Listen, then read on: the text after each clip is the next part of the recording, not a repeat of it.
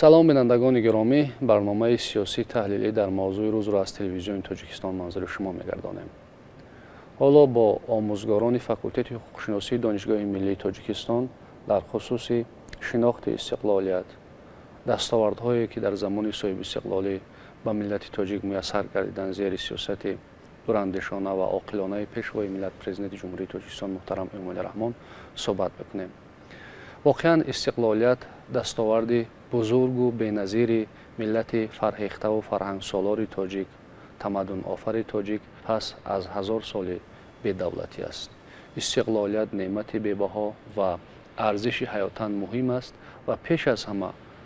بخت بلند است. و ملت تاجیک از آن شکرگزار است که امروز صاحب استقلال است، دولت مستقل دارد و در جامعه جهان همچون سوبیکت کامل حقوق، برابر حقوق اعتراف شده است و تشبث‌های آن پذیرفته می‌شوند. با این مقصد از جمله در صحبت ما اشتراک دارند عزت الله محمودزاده، نامزد علم‌های حقوق‌شناسی، دوسنت فاکولته حقوق‌شناسی دانشگاه ملی تاجیکستان، عبیدالله عزیززاده، دکتر علم‌های حقوق‌شناسی، پروفسور همین فاکولته و نیکروز قادرزاده، نامزد علم‌های حقوق‌شناسی، آموزگاران فاکولته حقوق‌شناسی دانشگاه ملی تاجیکستان. پیش از همه به شناخت مفهوم استقلالیت از دیدگاه حقوقی نظر اندازیم به مورد است. استقلالیت اصطلاحی است که استفاده آن در گردی زبان هر یک شهروند همچون یک رکن اساسی ملی شناخته می شود. معنای اساسی استقلالیت این یگانگی در داخل دولت و خودمایه‌کنی سیاست بیرونی دولت در مناسبت‌های بین‌المللی می‌باشد. اگر از نقطه نظر حقوق کنستیتوسیونی نظر کنیم، استقلالیت به سه معنا فهمیده می‌شود: خلقی، ملی و دولتی است. البته استقلالیت خلقی این معنای صاحب اختیاری خلق، حقوق و آزادی‌های انسان در داخل کشور توسط انستیتوت دموکراتی، تشکیل انتخابات آزاد و شفاف و عملی نمودن حقوق و آزادی‌های شهروند افاده می‌یابد. از نقطه نظر ملی باشد، صاحب اختیاری این خودمایه‌کنی ملت از دیگر ملت‌ها و دیگر قومیت‌ها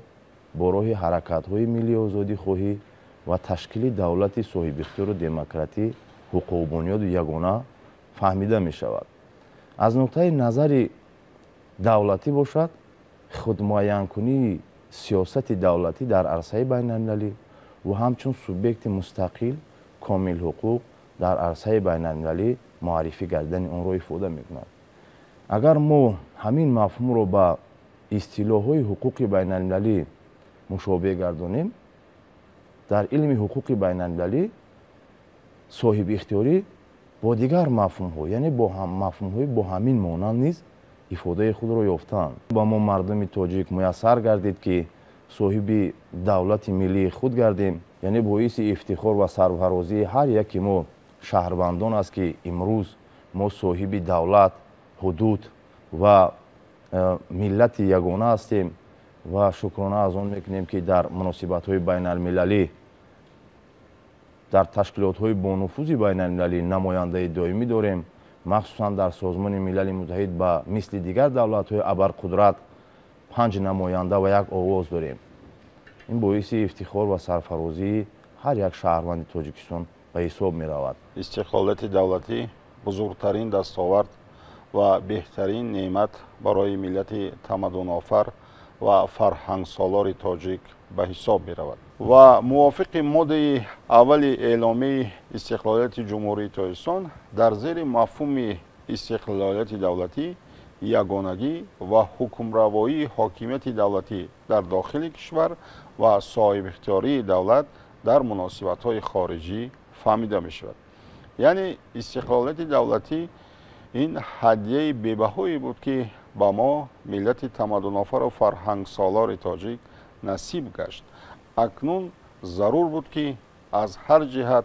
برای بنیاد دولتداری ملی ما کمر همت می‌بستیم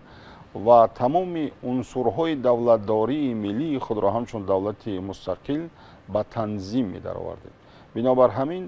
истиқлолияти давлатӣ маънои камилан мустақилона бидуни дахолати давлатҳои хориҷӣ, ташкилотҳои байналмилалӣ мустақилона роҳандозӣ кардани сиёсати дохилӣ, яъне дар соҳаи ҳаёти иқтисодӣ, иҷтимоӣ, сиёсӣ, фарҳангӣ, ҳуқуқӣ ва ҳамзамон бо дар назар дошти манфиатҳои миллӣ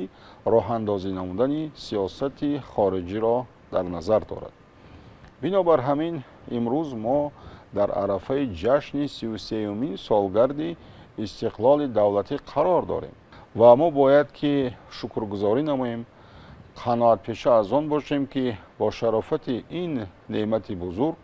имрӯз Тоҷикистон дар ҷаҳон ба ҳайси як давлати ташаббускор, ободкор, созанда шинохта шудааст ва дар ҷумҳурии Тоҷикистон тамоми шароитҳои арзанда барои зисту зиндагонии ҳар як сокини кишвар муҳайё шудааст ва мо тавонистем ки ба бунёди як давлати дар воқеъ ҳам демокративу ҳуқуқбунёд соҳибихтиёр, як давлате ки дар меҳвари фаъолияти он инсон ва ҳуқуқи озодии он қарор дорад, муваффақ гардем. ташаккури зиёд. дар бораи санадҳои меъёрии ҳуқуқӣ суҳбат кардед. аз ҷумла изҳор доштед ки қабули эъломияи истиқлолияти давлатӣ аввалин санадест ки истиқлолияти давлати Тоҷикистонро муқаррар кард, эълон дошт ва пас аз он изҳор шуд ки баъди ба даст овардани истиқлолияти давлатӣ сарфи назар аз вазъиятҳои мураккаб мо ниёз доштем, тақозо доштем ки истиқлолиятро аз ҳар гуна хатарҳо эмин дорем ва барои ин қонунҳои зиёд қабул гардидан санадҳои меъёрии ҳуқуқӣ воқеан ба таҳкими истиқлолият ба пойдории он мусоидат намуданд. яке аз дастовардҳои муҳим ва беназир дар даврони соҳиби истиқлолӣ ки иродаи халқ дар он таҷассум мешавад, ин конститутсияи ҷумҳурии Тоҷикистон аст ва тибқи меъёри конститутсия Тоҷикистон давлати иҷтимоӣ аст ва барои ҳар як инсон шароити зиндагии арзандаро фароҳам меорад ва ин меъёр дар ҳоле аст ки давлатҳои пешрафтае ҳастанд дар дунё ки шакли онҳо иҷтимоӣ нест ва онҳо ин хел меъёр дар конститутсияи худ надоранд ва ин воқеан аз бартарии конститутсияи ҷумҳурии Тоҷикистон аст. хуб мехостам нақши ё ин ки ташаккули низоми қонунгузориро дар даврони истиқлолият, дар таҳкими истиқлолият суҳбат кунем ва дар идомаи ҳамин аз қабули қонунҳои миллӣ ки воқеан дар танзими муносибатҳои ҷамъиятӣ нав ба вуҷуд омада нақши бисёр барҷаста гузоштанд суҳбат намоем. ба даст даровардани истиқлолияти давлатии ҷумҳурии Тоҷикистон ин худ заминаи воқеӣ барои ташаккул ва инкишофи низоми ҳуқуқи миллии Тоҷикистонро гузошт. аввалин қадамҳо дар самти бунёд гузоштан дар низоми ҳуқуқи миллӣ ин қабули эъломияи истиқлолияти давлатии ҷумҳурии Тоҷикистон буд ки ин худ як санади заминавии ҳуқуқӣ аст ки барои рушди минбаъдаи низоми ҳуқуқӣ ва низоми қонунгузорӣ замина гузошт ва дар асоси он ба конститутсияи ҷумҳурии Тоҷикистон тағйиру иловаҳо ворид карда шуд ва пеш аз ҳама ин тағйироту иловаҳо ба эълом доштани мустақилияти давлати Тоҷикистон, мустақилияти низоми сиёсӣ ва низоми ҳуқуқии он равона гардида буд. дар ин айём аввалин тағйиру иловаҳо бо мақсади созмон додани низоми давлатӣ, низоми мақомоти давлатӣ, низоми мақомоти ҳуқуқӣ дар қонунгузории ҳамон даврае ки аз замони шӯравӣ мерос монда буд ва давомияти он, зарурияти давомияти он дар Тоҷикистони соҳибистиқлол нигоҳ дошта мешуд, яъне ворид карда шуданд. ва албатта беша вақте ки мо истиқлолияти давлатӣ ва комили худро ба даст овардем, заминаи устувори ҳуқуқӣ ин конститутсияи ҷумҳурии Тоҷикистон буд ва гурӯҳи корӣ аз ҳайати олимону муҳаққиқон, кормандони мақомоти давлатӣ, шахсони бо таҷрибае ки дар ҳаёти сиёсии давлат ҳамон давра бисёр фаъол буданд, созмон дода шуд ва конститутсияи ҷумҳурии Тоҷикистон коркард шуд, пешниҳод гардид ва халқи азизи Тоҷикистон онро қабул намуданд. дар ҳамин замина зарурияти ворид намудани тағйиру иловаҳо ба кулли қонунгузорӣ ва мувофиқ намудани онҳо ба Конститутсияи Ҷумҳурии Тоҷикистон пеш омад ва аз ҷониби Маҷлиси Олии Ҷумҳурии Тоҷикистон қарор дар бораи чораҳои таъхирнопазири татбиқи амалии Конститутсияи Ҷумҳурии Тоҷикистон ва мутобиқнамоии қонунгузории дигари миллӣ ба Конститутсияи Ҷумҳурии Тоҷикистон пеш омад. Бо фармони президенти Ҷумҳурии Тоҷикистон дар ҳамин замина гурӯҳҳои корӣ оид ба коркард намудани лоиҳаҳои кодексҳо ва қонунҳои ҷорӣ хуб созмон дода шуданд ва дар муддати қариб 5 соли минбаъда зиёда аз 17 кодекси соҳавӣ қабул шуданд ки онҳо кулли муносибатҳои ҷамъиятии Тоҷикистонро танзим мекарданд. Ин кодексҳо кодекси оилаи Ҷумҳурии Тоҷикистон, кодекси меҳнати Ҷумҳурии Тоҷикистон, кодекси ҷиноятии Ҷумҳурии Тоҷикистон, баъдан кодекси граждании Ҷумҳурии Тоҷикистон, кодекси мурофиавии граждании Ҷумҳурии Тоҷикистон. агар аз ҳамин нигоҳи оддӣ нигоҳ кунем, дар назари мо ин қабул намудани ин ҳуҷҷатҳо ҳамин гуна сода метавад, лекин ин ҳуҷҷатҳое ҳастанд ки як самти бузурги муносибатҳои ҷамъиятиро танзим мекунанд ва аз яъне меъёрҳои зиёди ҳуқуқие иборат ҳастанд ки онҳо ифодакунандаи шароити воқеии Тоҷикистон ҳастанд. яъне онҳо хусусияти миллӣ бояд дошта бошанд ва онҳо бояд ки ба ҳамун ҳаёти иқтисодии иҷтимоии сиёсии Тоҷикистон мувофиқ бошад ва ҳамин ҷараён то имрӯз идома дорад. баъд аз он консепсияи пешгӯии инкишофи қонунгузории Ҷумҳурии Тоҷикистон қабул гардид ки соли 2011 дар ҳамин замина консепсияи соҳавии инкишофи қонунгузорӣ ва барномаҳои соҳавии инкишофи соҳаҳои ҳуқуқи Тоҷикистон коркард шуданд ва ҳам низоми қонунгузории миллии соҳавӣ ва низоми ҳуқуқи миллӣ дар ҳамин самт ташаккул ёфтанд ки имрӯз мо ба боварии комил гуфта метавонем ки низоми ҳуқуқии Тоҷикистони мустақил як низоми воҳид ва низоми кулле ҳаст ки тамоми муносибатҳои ҷамъиятии имрӯзаро ба танзим медорад ва мо бояд бо ифтихор гӯем ки қонунгузории Ҷумҳурии Тоҷикистон имрӯза низоми ҳуқуқи миллии Ҷумҳурии Тоҷикистон як низоми ҳуқуқи намунавӣ ҳаст ва ҳатто дар баъзе мавридҳо таҷрибаи ҳуқуқ эҷодкунӣ, таҷрибаи қонунгузории Тоҷикистон дар кишварҳои дигар истифода мегардад. воқеан қабули санадҳои меъёрии ҳуқуқӣ ба ҳифзи истиқлолият ба нигоҳдории он заминаи ҳуқуқӣ фароҳам меоранд. мехостам дар хусуси ҳуқуқи ташаббуси қонунгузории пешвои миллат суҳбат карда бошем ки воқеан дар қабули як ида қонунҳои мо аз ҷумла қонуни Ҷумҳурии Тоҷикистон дар бораи танзими ҷашну маросим дар Ҷумҳурии Тоҷикистон, қонуни Ҷумҳурии Тоҷикистон дар бораи масъулият барои нигоҳубини кӯдак бо истифода аз ҳуқуқи ташаббуси қонунгузорӣ пешвои миллат андешаҳои худро матраҳ карданд ва воқеан аз ҳамин дидгоҳ ин қонунҳои сирф миллӣ ҳастанд ки бо таҷрибаи миллати Тоҷикистони соҳиби истиқлол дар дигар кишварҳо ҳам корбаст шуданд, бозбинӣ гардиданд. идома аз ҳамин хусус суҳбат кунем ки нақши пешвои миллат дар ташаккули қонунгузорӣ, низоми қонунгузорӣ дар Ҷумҳурии Тоҷикистон чӣ гуна аст? خب تشکر زیاد. چون اینجا سخن از بابی پیشوای معظم ملت می رود، ما می خواهیم با افتخار تاکید سازیم که یکی از دستاوردهای بزرگی استقلالیت دولتی جمهوری تاجیکستان این همین ظهوری پدیده پیشوای ملت است و اولین کاری که راهبری دولت در آن اوضاع ناآرام جامعه آغاز کردند، تمام کوشش و غیرت خیش را برای تامین صلح آرامی روانه ساختند و همین خدمت‌های بی‌نظیر، تلاش‌های خسته‌ناپذیری سرور دولت بود که از جانب خلق قدرشناس تاجیک فعالیت عبرت‌آموز رهبر دولت با عنوان قهرمان تاجیکستان نخست سال 1999 بعداً با عنوان اساسگزار صلح و وحدت ملی پیشوای ملت قدرشناسی کرده شد. سهم پیشوای ملت در رشد و پیشرفت تمام ساحه‌های خواجگی خلق مملکت بی‌نظیر است و از جمله سهم پیشوای ملت با در نظر داشتی رشد مناسبت‌های جمعیتی، اوضاع کنونی جامعه، تحلیل وضع بین المللی با مقصد تنظیم حیات آسایشته مردم در مورد مسئله گذاری کردن آید به تهیه و قبول یک زمره قانونها بی‌نظیر است و در اینجا بسیار با مورد اشاره شد نقش پیشوای ملت در مورد تشبس‌های بی‌نظیر آن در خصوص قبول قانون‌های جمهوری تاجیکستان درباره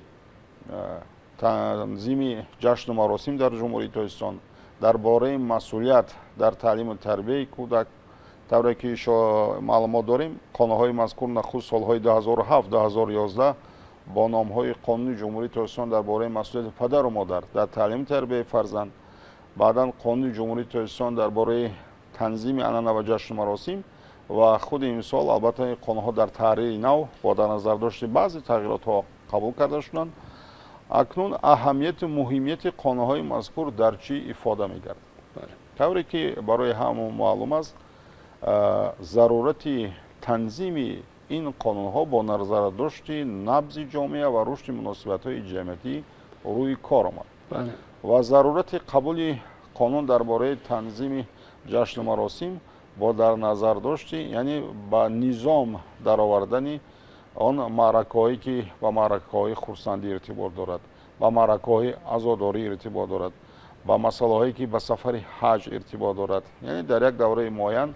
البته از جانب مردم بسیار زیاده‌روی‌های زیاد کرده شد. حالا که می‌بایست آن مبلغ‌های هنگفتی که در این چهاربینی‌ها استفاده می‌کنند آنها را سرشته کرده برای رشد و پیشرفت حیاتی معتدل خود و فرزندان خود روانه کنند. بنابراین از همین نقطه نظر در علم حقوق شناسی این قانون‌ها را قانون‌های ملی نام می‌برند. قانون‌هایی هستند که محصول تفکر و اندیشه ملت تاجیک هستند. این قانون‌هایی هستند که محض به خاطر حفظ منفعت‌های ملی نگرانیده شدند و در مسئله تربیت فرزند البته این مسئله خیلی مهم است. سرور دولت بارها اشاره کردند که آینده دولت تاجیکستان در دست جوانان است و پیوسته تاکید میکنند که جوانان نورسان باید با علم و تعلیم و تربیت روی بیارند، زیرا تاجیکستان عزیز تنها میتواند تکیه به علم و دانش آینده استوار خود را تامین سازد. از این نقطه نظر موافق قانون مذکور اکنون اگر این مسئولیت به پدر و مادر بود، حالا موافق قانون عمل کننده این مسئولیت هم به ذمه مکتب، هم به ذمه پدر و مادر، هم به وظیفه جامعه و هم مؤسسه تحصیلات عالی نگرانیده شده است که در عموم تمام ساختارهای مذکور باید با استفاده از تمام امکانیت‌های خود برای در واقع تربیت و پرورش یک کودکان و فرزندانی که واقعا هم صاحب دانش علم و زمانوی هستند باید که ما کوشش کنیم و طوری که ما شاهد هستیم در ملاقات با اهل ضیا و خصوصا اهل معارف تاریخ 3 می سال جاری پیشوای معظم ملت بار دیگر با تمام ساختارهای راهبران مؤسسه تحصیلات عالی دستور و سپارش‌ها در مورد تربیه متخصصان سطح بلند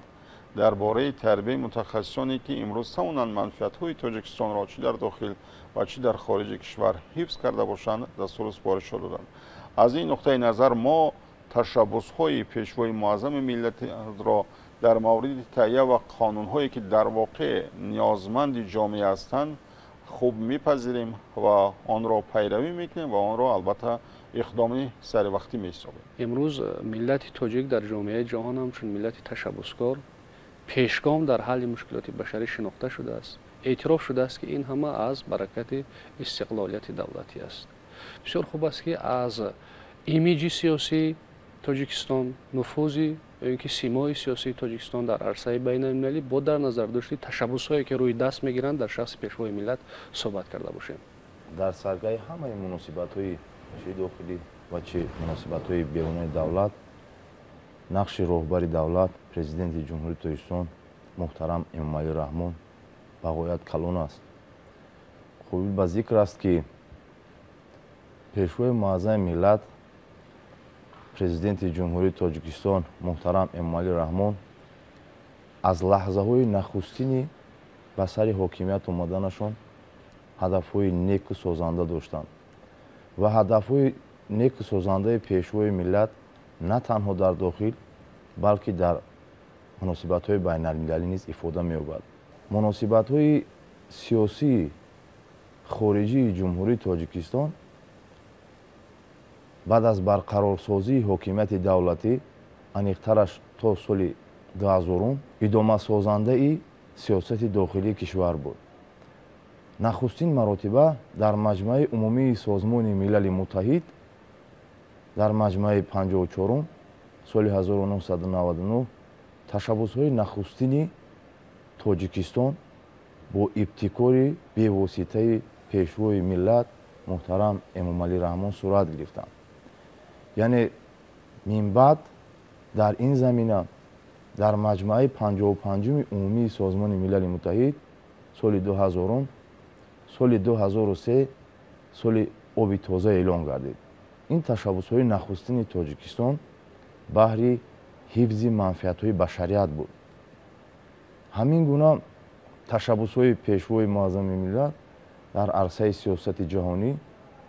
бо сиёсати обу иқлим арзёбӣ мегардад ва эътироф карда шудааст. ва минбаъд низ бо ташаббуси ҳукумати ҷумҳурии Тоҷикистон ва роҳбари хиратманди кишвари мо соли 2005-2015 соли байналмилалии об барои ҳаёт, соли 2018-2028 об барои рушди устувор ва соли 2025 соли байналмилалии ҳифзи пирахҳо эълон гардид. албатта ташаббусҳои беназири пешвои миллат на танҳо дар самти обу иқлим, инчунин дар самти ҳифзу ҳимояи манфиатҳои ҳуқуқу озодиҳои инсон ва шаҳрванд низ равона карда шудааст, ки он аз ҳимояи давлатии шаҳрвандон ва шаҳрвандони хориҷӣ аз ҳар гуна таҳдиду ҳаракатҳои террористию экстремистӣ, яъне гурӯҳҳои ифротӣ ва ғайриқонунӣ хариду фурӯши силоҳ, ғайриқонунӣ гардиши маводи нашавар, инчунин хариду фурӯши инсон низ ифода меёбад. албатта боиси тазаккур аст, ки сиёсати сулҳҷӯёнаи пешвои муаззами миллат бо ана ҳамун эълон гардидани сиёсати дарҳои кушода таҷассум меёбад, чунки Тоҷикистон ҳамчун як субъекти ташаббускор дар арсаи байналмилалӣ иқдомҳои беназир дорад ва сиёсати худро бо дигар давлатҳо дар асоси муносибатҳои дӯстӣ баромондааст. ифодаи ин мазмун дар моддаи 11 Конститутсияи ҷумҳурии Тоҷикистон низ дарҷ карда шудааст, ки дар он омадааст: Тоҷикистон сиёсати сулҳҷӯёнаро дар амал татбиқ намуда соҳибихтиёрӣ, истиқлолият ва ягонагии дигар давлатҳоро эътироф менамояд ва муносибатҳои байналмилалии худро дар асоси меъёрҳо ва шартномаҳои байналмилалӣ баро мемонад. имрӯз Тоҷикистон як субъекте ҳаст, ки тамоми меъёрҳои ҳуқуқи байналмилалиро бевосита иҷро менамояд ва аз натиҷаи иҷроиши он ба Созмони Милали Муттаҳид ҳамчун ниҳоди байналмилалии муҳими ташаббускор, ин ки созанда ҳисоботи куллӣ манзур менамояд. аз ин нуқтаи назар мо агар тамоми ташаббусҳои байналмилалиро назар кунем, дар саргаҳи он чхеле ки дар ин ҷо ишора шуд, бевосита ана ҳамун ибтикору ана ҳамун фаъолияту ана ҳамун пешсафии пешвои муаззами миллати мо ба назар мерасад. ташаккур зиёд. хуб, дар бораи ташаббусҳои пешвои миллат дар арсаи байналмилалӣ суҳбат кардем. аксарияти донишмандон ҳам дар илми ҳуқуқшиносӣ, ҳам дар илми сиёсатшиносӣ бар ин назаранд, ки муҳимтарин дастовард барои миллати тоҷик дар замони соҳибистиқлолӣ худи ҳамин падидаи пешвои миллат аст, пешвои сиёсӣ аст. ва бубинем аз рӯзҳои нахустин пешвои миллат худро бо он рафтору пайкоре ки карданд, худро ҳамчун пешвои ташаббускор нишон доданд. аммо аз аввалин ҳарфе ки гуфтанд сулҳ меорам ва гурезагони иҷборӣ зиёд ба ватан баргаштанд ва ин воқеан бахти баланд аст, ки як инсон дар ватани худ нафас кашад, хотири ҷамъ дошта бошад, зиндагӣ кунад. инҳо ташаббусҳои бузургу беназире буданд, ки пешвои миллат аз рӯзҳои нахуст گروهی دست گرفتند و هر آن وعده که دادند ملت تاجیک شاهد عملیگری همین وعده های پیشوای ملت است. بیاید در خصوصی نقش شخصیت ها در باوجود آوردن فضاها، تغییر دادن گردش های تاریخی، مسیر تاریخ و در سرنوشت یک ملت صحبت کنیم. تشکر زیاد. بسیار به مورد اشاره کردید که تاریخ انسانیت حالتهای زیادی را می‌داند که شخصیت‌های بزرگ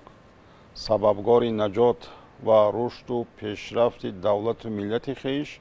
در مرحله‌های معین تاریخی گشتند. بله. اساسگزار صلح و وحدت ملی، پیشوای معظم ملت، پرزیدنت جمهوری تاجیکستان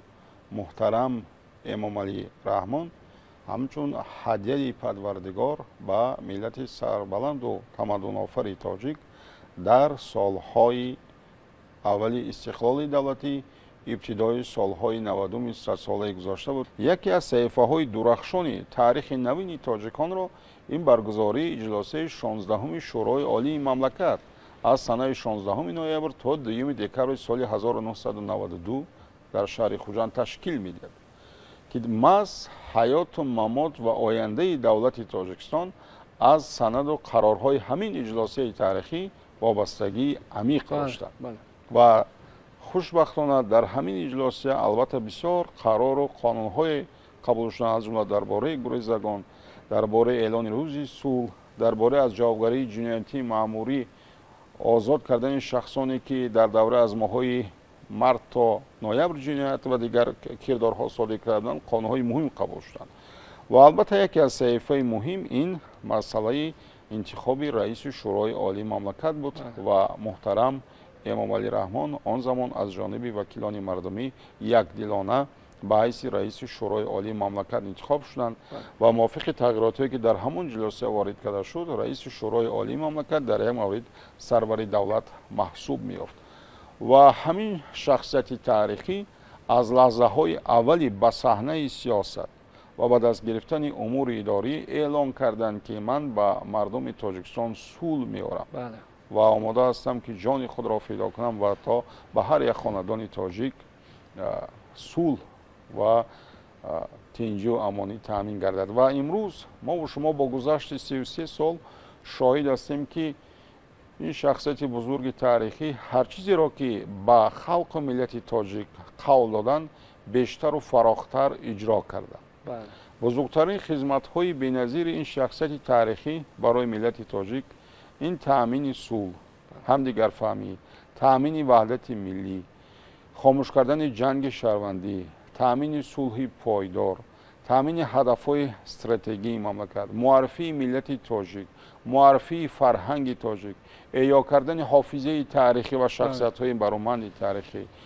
و با شرافت این ابرمرد صحنه سیاست آواز تاجیک به گوش اهل جهان رسید و صدای تاجیک از منبرهای بانفوذ بین‌المللی صدا دادند و با خدمت‌های بی‌نظیر پیشوای معظم ملت امروز تاجیکستان در جهان همچون دولتی تشبثکار سازنده در حل مسائل‌های نه تنها آب بلکه اقلیم، امنیت، تأمین امنیت شناخته شده است و این البته از آن شهادت می‌دهد که پیشوای معظم ملت در واقع تمام هستی خود برای رشد و پیشرفت دولت تاجیکستان فدا کردند و امروز راهبر دولت ما راهبر مردمی هستند. یعنی آنقدر میان خلق محبوبیت و آبرو و نفوذ اعتبار دارند، زیرا ما اگر توجه کنیم همه سال راهبر دولت با تمام شهر نایهای مملکت، با تمام منطقه ها سفرهای کاری میکنند، با مردم از نزدیک آشنایی میکنند، از مشکلات آن با خبر میشن و جهت رفع آن چاره‌های دخلدار میاندیشند. بنابر همین محققان بر آن نظر هستند که اگر ابا عبدالله رودکی توانستند که بعد از عرب زبان و شعر تاجیک را زنده کرده باشد و صدرالدین عینی بعد از گذشت هزار ساله ها از نو نمونه ادبیات و همین زبان تاجیک را احیا کرده باشد، بابا جان غفور توسط ایجاد شاهسر تاجیکان таърихи гузаштаву пурифтихори тоҷикон ро зинда карда бошад, пас муҳтарам Эмомалӣ Раҳмон тавонистанд ки бо заҳмату кӯшишҳои беназири худ ҷанги шармандиро хомӯш кунанд, давлату миллатро аз хатари нестӣ эмин нигоҳ доранд, фарҳангу забони ин давлатро ҳифз кунанд ва давлати Тоҷикистонро ба таври шоиста ба ҷаҳониён ҳамчун як давлати созандаву ташаббускор муаррифӣ намоянд. дар хусуси дастовардҳои Тоҷикистон дар замони соҳибистиқлолӣ дар арсаи байналмилалӣ суҳбат мекунем ва дар ин росто пеш аз ҳама агар ташаббусҳои пешвои миллат дар бораи обу иқлим ва амнияти минтақа ва ҷаҳон сухан равад, ин дастовардҳои дигари бузурги мо муаррифӣ ва густариш додани шинохти фарҳанги миллӣ аст. яъне чеҳраи аслии симои аслии миллати тоҷик ба ҷаҳониён тавассути ташаббусҳои пешвои миллат ошно шуд, шинохта шуд, муаррифӣ шуд ва ин ташаббусҳое ки пешвои миллат рӯи даст мегиранд дар баробари ҳамчун ташаббус дар ҳалли мушкилоти башарӣ пазируфта шуданд, хусусияти дигари ҷолиб доранд ки ин фарҳанги муросо аст, фарҳанги мадоро аст, ҳамгироиро тарғиб кардан аст дар миёни ҷомеаи башарият ва пешвои миллат бо рӯи даст гирифтани ҳамин ташаббусҳои бузургу беназир аз ҷомеаи ҷаҳонӣ борҳо аз минбарҳо ба ҳамгироӣ даъват карданд, дар ҳалли мушкилоти башарӣ аз як гиребон, аз ҳамбастагӣ суҳбат карданд ки воқеан дар фазои имрӯза ки аз як тараф гуфтугӯи фарҳангҳо аст, аз ҷониби дигар бархурди манфиатҳои бузурги иқтисодӣ аст. хеле муҳим аст ки субъектони муносибатҳои байналхалқӣ дар ҳошияи шарикӣ бо эътимод ба ҳамдигар робита дошта бошанд, то ин ки сулҳ таъмин бошад. сулҳ ин воқеан боғи шукуфта аст, сулҳ хотири ҷамъи инсон аст. акнун як масъулияти бузург бар зиммаи ворисони ин тамаддуни бузург ин аст ки ҳамин дастовардҳоро пос дорем, аз ҷумла пешвои миллат тавре ки таъкид мекунанд истиқлолиятро чун гавҳараки чашм нигоҳ дорем. ман мехостам аз масъулият ё ки аз шинохти ҳамин масъулият аз ҷониби насли ҷавон ки ворисони ҳамин тамаддуни бузург ҳастанд сухан карда бошед. таҷрибаи сулҳи тоҷикон ин таҷрибаи беназир аст ки аз фаъолият ва ҷонфидоии пешвои муаззами миллат, асосгузори сулҳи ваҳдати миллӣ, президенти ҷумҳурии Тоҷикистон муҳтарам Эмомалӣ Раҳмон сарчашма мегирад. дар тӯли таърихи начандон тӯлонӣ халқи тоҷикро муяссар гардид ки дар пайравӣ бо пешвои миллат ҳам ҳаёти сиёсӣ, иҷтимоӣ, иқтисодӣ бисёр фалаҷ гаштаро барқарор намояд ва фарҳанги волои худро, фарҳанги дар ҳақиқат таърихӣ ва тамаддуни таърихии худро дар ҷомеаи ҷаҳонӣ бори дигар нишон диҳад ва тавонистем ки як давлати дар ҳақиқат комил ва аз лиҳози иҷтимоӣ, иқтисодӣ, сиёсӣ ва фарҳангӣ хоб то сатҳи зарурӣ инкишоф ёфтаро созмон диҳем. шумо бисёр дуруст қайд кардед ки пешвои муаззами миллат пайваста аз тамоми мардуми тоҷик, махсусан ҷавонон ки шоҳиди воқеаҳои хунини ибтидои солҳои 90 нестанд, яъне ба онҳо таъкид мекунад ва тамоми мардуми Тоҷикистон таъкид мекунад ки мо бояд истиқлолияти давлатии ҷумҳурии Тоҷикистон, якпорчагии Тоҷикистони азиз, ваҳдати миллиро чун гавҳараки чашм эҳтиёт кунем ва барои расидан бо он нақшаву дурнамои рушди Тоҷикистон камари ҳиммат бандем. албатта нигоҳ доштани истиқлолият аз ҳар як фарди Тоҷикистон масъулиятро талаб мекунад. беҳуда нест ки барои расидан ба ана ҳамин масъулият, барои қадрдонӣ, яъне фаҳмидани масъулият пайваста барои баланд бардоштани сатҳи илму маърифат, дониши мардум дар Тоҷикистон чораҳои бисёр جدی اندیشیده شده ایستاده. ساحه معارف، ساحه تندرستی و دیگر ساحه‌های حیاتی جامعه پیوسته در حال رشد است و نظام حقوقی و نظام فرهنگی حقوقی و سیاسی مردم باید که پیوسته بلند برداشته شود. بیهوده نیست که از جانب اساسدار صلح وحدت ملی پیشوای معظم ملت پرزیدنت جمهوری تاجیکستان سال 2024 سال معرفت حقوقی اعلام گردید. اعلام گردیدن سال معرفت حقوقی زمینه واقعی برای مستحکم گردانیدن جامعه تاجیکستان میگذارد. برای بلند برداشتن شعور سیاسی و فرهنگی، اقتصادی و دیگر سمت‌های شعور جمعیتی هر یک انسان تاجیکستان میگذارد. ما باید با این مسئله نه تنها در سال 2024 بلکه در سالهای من بعدا نیز پیوسته کوشش نماییم تا اینکه شعور حقوقی، فرهنگ حقوقی مردم تاجیکستان پیوسته بلند رود و در صورت بلند رفتن فرهنگ حقوقی، شعور حقوقی مردم، مدنیت مردم بلند می رود و می توانیم که در همین اساس برای رشد استوار و رشد من بعده تاجیکستان از این زمینه های واقعی گذاریم و همین چیز هم زمینه برای پایدار داشتن صلح و وحدت ملی می گردد. این زمان در شرایط زود تغییر یابنده جهان معاصر قرار داریم. بله. اوضاع کنونی جامعه جهان پیشگویی نشونده و زود تغییر یابنده است. بله. در عموم اوضاع کنونی جامعه جهان ناآرام است. بنابر همین مسئله از همه مهم برای دولت تاجیکستان این از هر جهت حفظ و گرامی داشتی استقلالیت دولتی، دخل ناپذیری حدود جمهوری تاجیکستان، تمامیت ارضی دولت تاجیکستان به حساب می رود. بله. ما را ضرور است که استقلالیت دولتی را چون گوهره که چشم امین نگاه داریم و البته پیشوای معظم ملت پیوسته تاکید می سازند که انا همین نسل جوان، نسل آینده ساز باید که بیش از هر وقت دیگر در این مسئله مسئولیتی بیشتر داشته باشد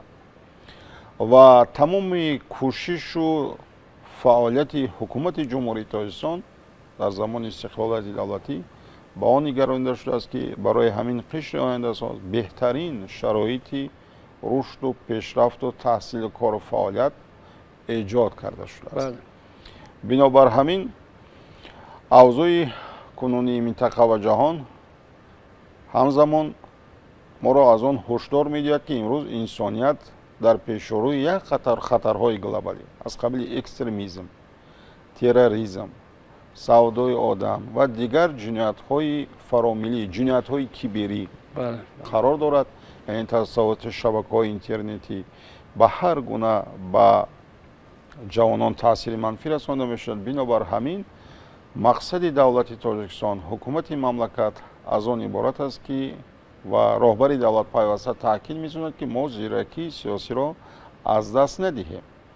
یعنی جوانان،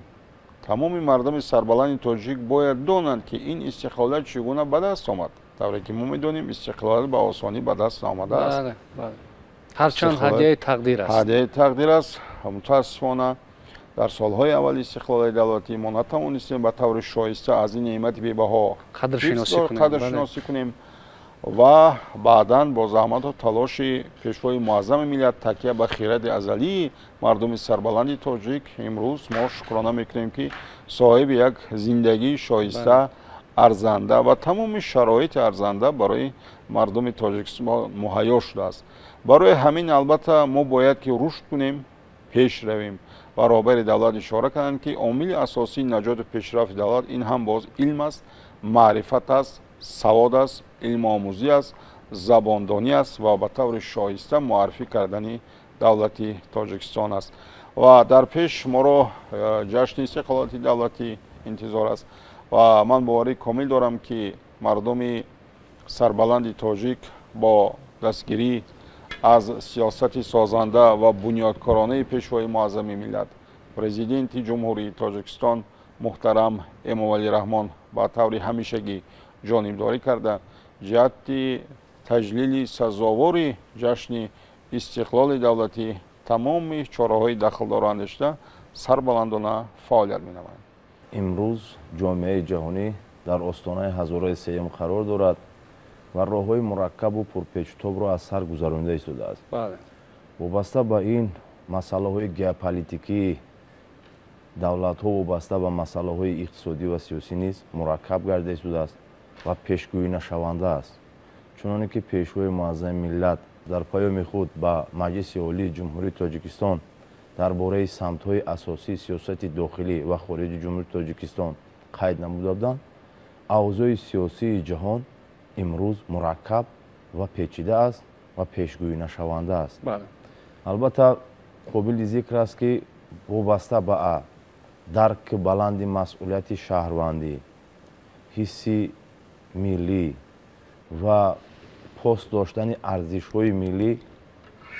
صاحب اختیاری، استقلالیت و یکپارچگی تاجیکستان را دفاع و حمایه نماییم. از این رو چنانچه در اینجا اشاره گردید، صاحب اختیاری این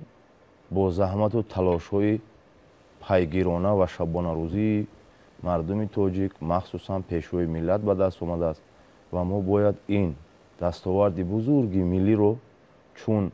همون نعمت بی‌بها حفظ و حمایه نماییم. از این لحاظ فکر میکنم که اگر من بعد در دایره همون مؤسسه‌های تحصیلاتی میانه عمومی، دانشگاه‌ها یعنی مؤسسه‌های تحصیلاتی عالی کسبی و قشر اساسی جامعه یعنی شخصان مسئول در شهر و ناحیه‌ها پیوسته بابت حفظ و حمایه استقلالیت و وحدت ملی نقش چاره‌بینی‌ها و فهماندهی‌ها گذرانیده شود و من بعد در زمینه همین معرفت حقوقی که سال 2024 اعلان گردیده است،